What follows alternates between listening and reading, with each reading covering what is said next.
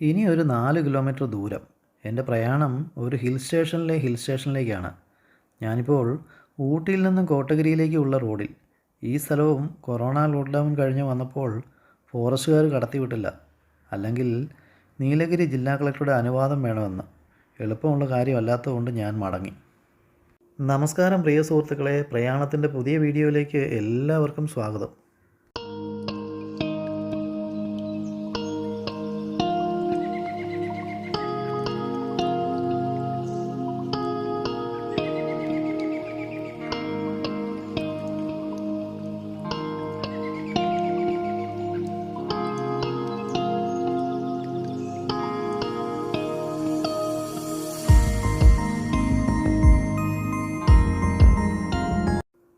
വനം വകുപ്പ് ചെക്ക് പോസ്റ്റാണ്.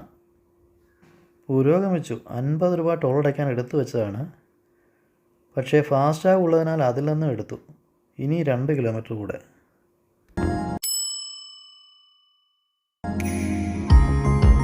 നീലഗിരി മലകളിലെ ഏറ്റവും ഉയരം കൂടിയ ഭാഗം 2637 മീറ്റർ ഉയരമുള്ള ഡൊഡ്ഡാബേട്ട പീക്കിലേക്കാണ് ഇന്നത്തെ നമ്മുടെ പ്രയാണം. സംരക്ഷിത വനമേഖലയാണ്. ഊട്ടിയിൽ നിന്നും 9 കിലോമീറ്റർ ദൂരം. ദക്ഷിണേന്ത്യയിൽ ഉയരത്തിൽ ഒന്നാം സ്ഥാനം 2695 മീറ്റർ ഉയരമുള്ള ആനമുടിക്കാണ്. ഇടുക്കി ജില്ലയിൽ മൂന്നാറിൽ നിന്നും 20 കിലോമീറ്റർ ദൂരെ സൂര്യനെല്ലിക്കടുത്ത് സ്ഥിതി ചെയ്യുന്ന മന്നാമലയാണ് ഉയരത്തിൽ 2ാം സ്ഥാനം 2659 മീറ്റർ. ഇതേ മന്നാമലയിലെ മീശപ്പുലിമലയാണ് 3ാം സ്ഥാനത്ത് 2640 മീറ്റർ.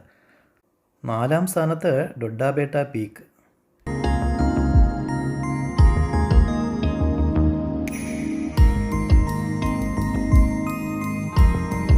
നമ്മളിപ്പോൾ എത്തിയിരിക്കുന്നത് ഡൊഡ്ഡാബേട്ട പീക്കിലെ പാർക്കിങ്ങിലാണ്.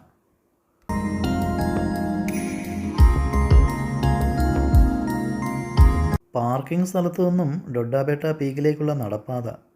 ധാരാളം കടകൾ, കമ്പിളി വസ്ത്രങ്ങളും കളിപ്പാട്ടങ്ങളും എല്ലാം. തമിഴ്നാട് ടൂറിസം നമ്മളെ സ്വാഗതം ചെയ്യുന്നു. Second highest peak of south India അല്ല, നീലഗിരിയാണ്. ടാൻ ടീ ആണ് ആദ്യത്തെ കട. തമിഴ്നാട് ടീ പ്ലാന്റേഷൻ കോർപ്പറേഷൻ്റെ ഉടമസ്ഥതയിലുള്ളതാണ്. നമ്മളിപ്പോൾ നിൽക്കുന്ന സ്ഥലം ഡൊഡ്ഡാബേട്ട പീക്ക്.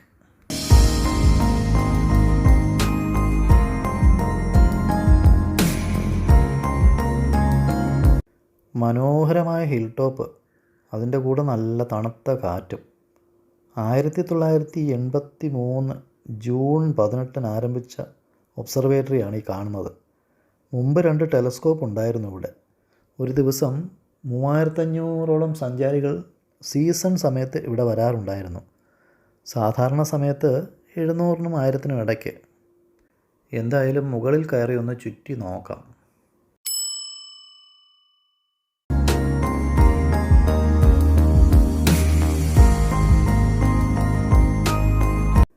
ഊട്ടിയുടെ നഗരക്കാഴ്ചകൾ ഒരു വിദൂര ദൃശ്യം. മുമ്പ് ടെലസ്കോപ്പ് ഇരുന്ന സ്ഥലമാണിത്.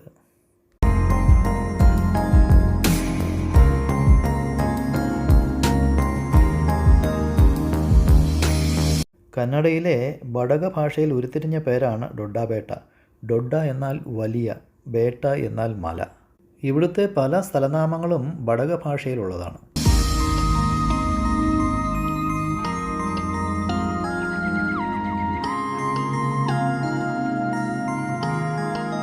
പുറത്തുള്ള പടിവഴി കയറി അകത്തുള്ള പടിവഴി ഇറങ്ങാം. വണ്ണമുള്ളവർ ഇറങ്ങാൻ കഷ്ടപ്പെടും. ടെലസ്കോപ്പുകൾ ഇല്ലാത്തതിനാൽ ദൂരക്കാഴ്ചകളും ഇല്ല.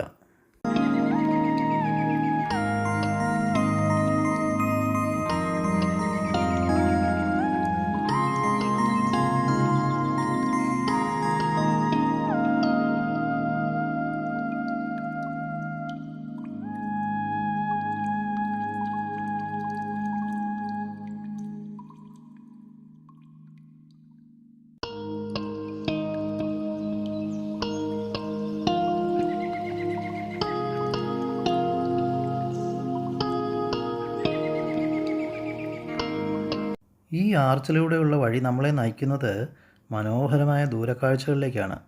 മലമുകളിലെ ഭൂപ്രകൃതിയും ആകർഷകം. ഒരു വസ്തുത, ഞാൻ ഇന്നിവിടെ കണ്ടത് കൂടുതലും മലയാളി കുടുംബങ്ങളെയാണ്.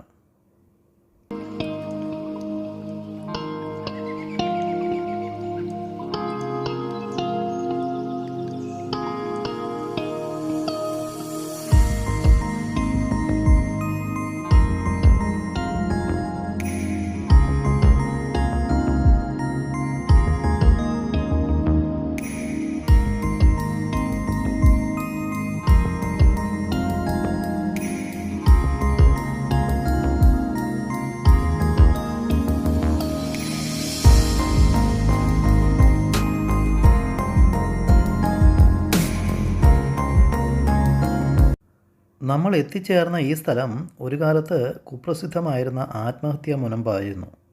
25 വർഷം മുമ്പ് ഇവിടെ വന്നപ്പോൾ ഒരാൾ കാല് തെന്നി താഴെ വീണ് മരണമടഞ്ഞതായി പറഞ്ഞു കേട്ടിട്ടുണ്ട്. കയറിൽ തൂങ്ങിയിറങ്ങി മൃതദേഹങ്ങൾ എടുക്കുന്ന ആളുകളെയും അന്ന് ഇവിടെ കണ്ടിരുന്നു. ഇന്ന് കമ്പിവേലികൾ നിർമ്മിച്ച് കമ്പിവലയിട്ട് സുരക്ഷിതമാക്കിയിരിക്കുകയാണ്. ഓരോ കല്ലിൻ്റെയും വലിപ്പം കണ്ടോ? അധിക നേരം ഇവിടെ നിൽക്കാൻ സാധിക്കില്ല. ഒരു കല്ല് പോലും നേരെ ഉള്ളതല്ല. ഈ ദൂരക്കാഴ്ചകൾ ബന്ദിപ്പൂർ ദേശീയോദ്യാനവും മൈസൂറിൻ്റെ ഉയർന്ന പ്രദേശങ്ങളുമാണ്. മുൻപ് ടെലസ്കോപ്പിൽ കുറച്ചുകൂടി അടുത്ത് കാണാമായിരുന്നു. മുൻപ് കാട് പിടിച്ചു കിടന്നിരുന്ന സ്ഥലമാണ്. സൗന്ദര്യബോധമുള്ള ഒരു ഭരണകർത്താവ് ഇവിടെ ഉണ്ട്. തിരികെ പോകാം.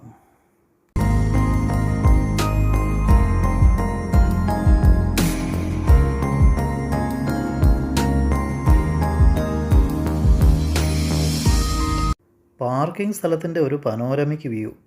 എത്ര കടകൾ, എന്തെല്ലാം വിഭവങ്ങൾ. ഐസ്ക്രീം കടയുമുണ്ട് ഈ തണുപ്പത്ത്.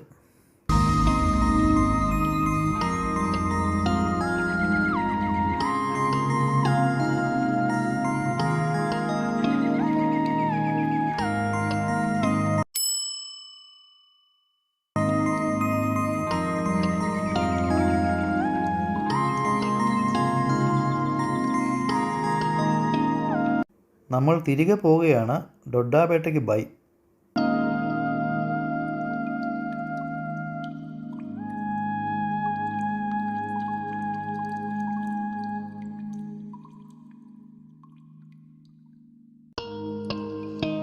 തിരികെ വരുമ്പോൾ കണ്ട ഒരു ചോക്ലേറ്റ് ഫാക്ടറിയാണ്. ചോക്ലേറ്റിൻ്റെ ആകൃതിയിൽ മുൻവശം അലങ്കരിച്ചിരിക്കുന്നു.